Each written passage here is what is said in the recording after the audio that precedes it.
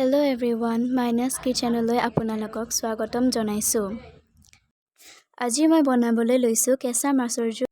প্ৰথমতে কটা মাছ কেইডোখৰ ভালদৰে ধুই লৈছোঁ। এতিয়া দুডোখৰ মাছ ভালদৰে নিমখেৰে সানি লোৱা হ'ল।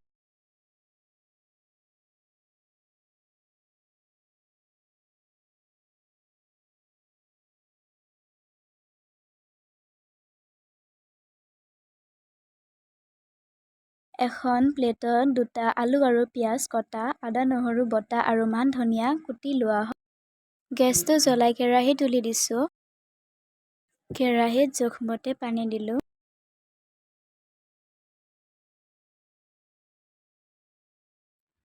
পানী উতলাৰ পিছত কাটি থোৱা আলু, পিঁয়াজ, নহৰু, আদা বটা লগতে মান ধনিয়াখিনি উতলা পানীত দিয়া হ'ল।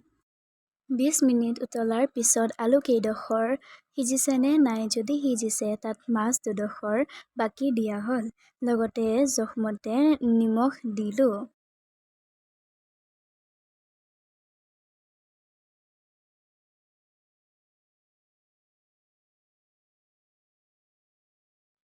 দহ মিনিট সময় পিছত কেৰাহীটো নমাই থলোঁ।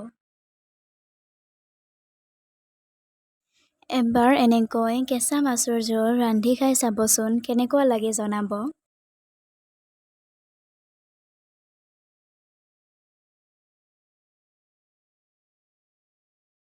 এয়া মই ভাত লৈছোঁ, লগতে লাওৰ আগৰ সৈতে কঁঠাল গুটিৰ খাৰ, দালি লৈছোঁ, মাছৰ জোল, ভজা মাছ, পটল, দুটা জলকীয়া